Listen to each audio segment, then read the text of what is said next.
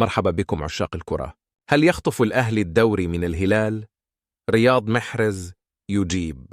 رد الساحر الجزائري رياض محرز جناح النادي الأهلي السعودي على إمكانية تتويج فريقه بلقب دوري روشن السعودي للمحترفين الموسم الرياضي الحالي. الأهلي يحتل المركز الثالث في جدول ترتيب دوري روشن السعودي للمحترفين برصيد 34 نقطة من 17 مباراة، وبفارق 10 نقاط عن الهلال المتصدر والذي لعب لقاء أقل.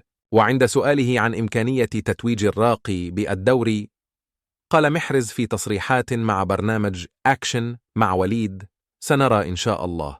وأكد الساحر الجزائري على أن النادي الأهلي سيلعب كل مباراة قادمة في مسابقة دوري روشن السعودي على حدة، وسيرى في النهاية إلى أين سيصل.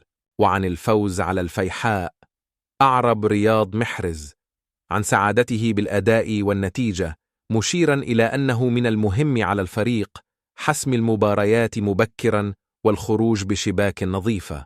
جدير بالذكر أن الفريق الأول لكرة القدم بالنادي الأهلي فاز ب4 أهداف دون رد على الفيحاء مساء يوم الخميس ضمن منافسات الجولة 17 من مسابقة دوري روشن السعودي.